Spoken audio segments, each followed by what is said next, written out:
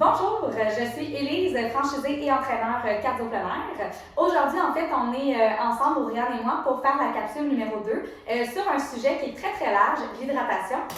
Donc, je laisse te présenter. Oui, bonjour tout le monde. Je m'appelle Auriane Brunet, je suis nutritionniste.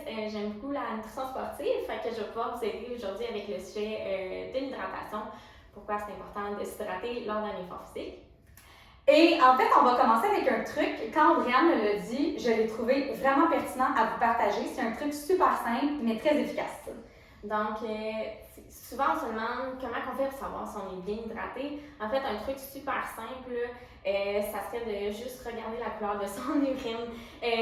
Grosso modo, on veut une urine assez claire, là, jaune limonade. Puis, tu sais, on veut pas qu'elle soit trop transparente, puis on veut pas qu'elle soit jaune foncé. Donc, quand on se trouve dans un petit jaune limonade, là, on sait que notre corps est bien hydraté, pas surhydraté, mais pas sous-hydraté non plus. Fait que c'est une façon assez simple de mesurer notre niveau d'hydratation.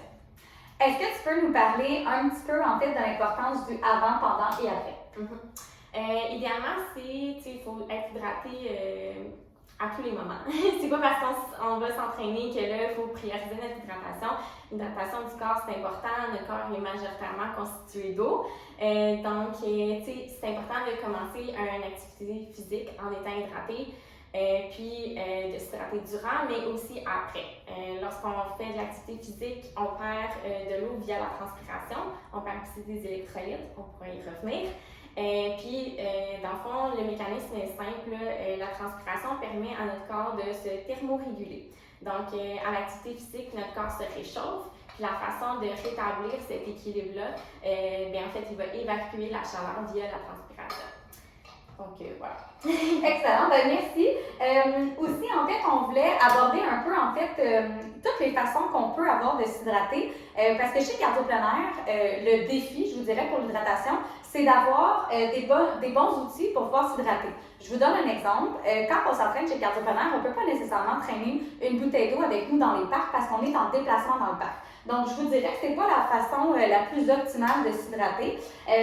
Donc, si on y va un petit peu plus spécifiquement pour l'hiver, ce que Audriane m'a donné comme truc que j'ai trouvé vraiment pertinent, c'est quand elle a sa ceinture de taille avec elle, on peut mettre des petites gourdes dedans.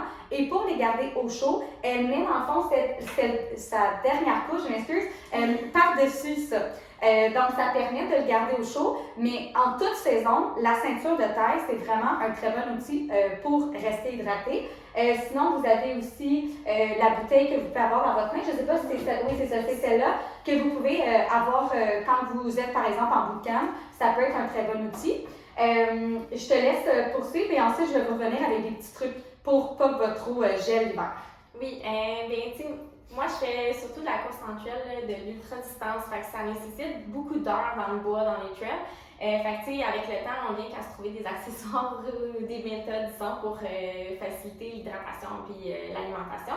Fait que moi, une des méthodes que je préfère, puis que vous pourrez utiliser si jamais vous faites des randonnées ou que vous mettez à la course en sentier, en fait, c'est les vestes d'hydratation. C'est une veste qui est collée au corps, donc il n'y a pas de mouvement, disons, si je peux me permettre, ça danse pas lorsqu'on court, fait que c'est assez confortable. Puis à l'intérieur de ces pochettes-là, dans le fond, on peut y déposer des flasques molles, donc ils sont faciles à remplir. Puis la marque Salomon a aussi des filtres. Où est-ce qu'on peut remplir, dans le fond, notre gourde dans une rivière, puis après ça, y ajouter le filtre, puis elle est comestible.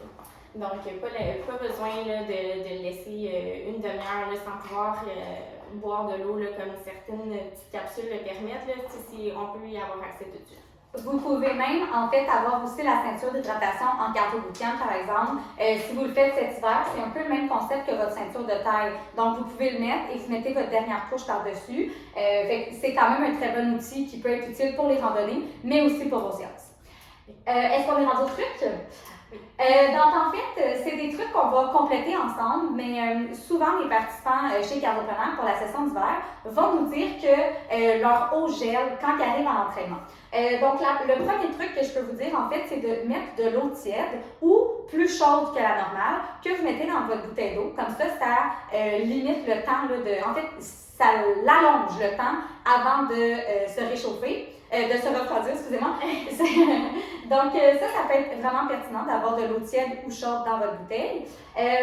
Sinon, aussi, on a dit pour garder proche du corps. Oui, gardez le. Tu sais, dans le fond, lorsque vous allez vous activer, votre corps va se réchauffer. Fait que ça peut être une bonne méthode assez simple pour réchauffer en même temps vos flasques. Fait que de garder vraiment vos liquides proches du corps, là, au pire mettre votre manteau par-dessus.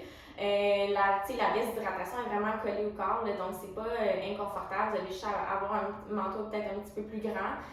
Chose que souvent on a lorsqu'on s'attend à mettre plusieurs couches l'hiver. Donc, tu sais, de garder près du corps, ça réchauffe les faces, ça limite, dans le fond, le fait qu'ils vont devenir gelés éventuellement. Là.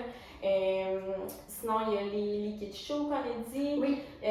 Aussi, les vestes d'hydratation. Il y en a qui viennent avec des pochettes d'hydratation dans le dos. Ça vient avec un tube. Il y en a des tubes adaptés pour l'hiver. Là. Ils ont comme carrément un isolant autour. Puis, tu sais, ça peut aller à des températures là, dans les moins 10, moins 15 là, facilement. Donc, ça aussi, ça l'aide à ce que nos liquides ne gèlent pas. Pour terminer en fait la capsule, on voulait aborder légèrement les électrolytes, dans le sens que de ce que j'ai compris d'Audriane, c'est un sujet qui est quand même assez large et assez vaste. Mais si tu veux nous faire une petite introduction, je pense que la majorité, on en a entendu parler, mais on ne sait pas nécessairement quand est-ce les utiliser. Oui, en fait, les électrolytes sont super importants là, pour plein de mécanismes dans le corps. Donc, lors des entraînements où est-ce qu'on va transpirer beaucoup, disons, on va voir sur notre peau souvent peut-être un petit résidu de sel. Bien, ça va vouloir dire que notre corps a excrété des électrolytes avec la transpiration. Fait que ces électrolytes-là, c'est important d'aller en rechercher dans nos breuvages. Donc, oui, c'est important de boire de l'eau, mais lorsqu'il fait très chaud, lorsqu'on sait qu'on est un individu qui transpire beaucoup, puis c'est important d'adapter notre hydratation en conséquence. Oui, l'eau est importante, mais après une certaine durée, ça peut être pertinent d'y ajouter des électrolytes. Il y a plusieurs options. Là. Il y a des capsules de sel, donc c'est vraiment comme une petite capsule de yogourt qu'on avale. Il y a un ratio à respecter quand même. C'est ça, je vous invite à voir un nutritionniste qui veut vous aider par rapport au bon ratio. Puis sinon, il y a des petites capsules comme ça, effervescentes qu'on peut acheter dans nos bouteilles d'eau. Faire attention à ces capsules-là, bien qu'elles ont une saveur, il n'y a pas de glucides dedans. Là, souvent, les gens ici les prennent et ils sont comme « Ah, mais ça goûte sucré! » Je suis comme « Non, c'est vraiment juste des électrolytes à acheter dans de l'eau. » Puis, on va avoir d'autres options là, qui contiennent des glucides. Fait qu'on a les boissons Scratch, on a du GU, la poudre NAC qui existe, les boissons Sparks, il y a le bon vieux Gatorade. Mais il y a aussi façon de, il y a moyen de se faire une solution maison là, en diluant du jus, en ajoutant un petit peu de sel, une petite pincée de sel dans notre liquide. C'est moins dispendieux. Mais sachez que c'est toutes des options qui existent puis qui peuvent être pertinentes à ajouter, là, surtout pour les entraînements de 1h30 et plus ou les entraînements où est-ce qu'il fait très chaud. Donc, pour vos entraînements de cardio-plein-air, c'est pas nécessaire normalement, mais en fait, vous avez les trucs pour si vous faites un entraînement cardio-plein-air et un autre entraînement après, ça peut être pertinent. Ou si vous faites des randonnées, par exemple, comme Audriane l'a mentionné. Donc, merci Audriane. Oui. J'espère que ça vous a donné des trucs. Et en fait, pour terminer, là, je vous donne comme défi de vous hydrater cet hiver dans vos séances cardio-plein-air, même s'il fait froid, en fait, Audriane, ce qu'elle m'a mentionné, même s'il fait froid, généralement, on s'habille un peu plus, donc la transpiration est toujours présente, donc c'est toujours important de s'hydrater, donc j'aime le rappeler, et je veux vous voir avec de l'eau dans vos séances, je serai très heureuse suite à cette capsule-là. Merci beaucoup. Merci.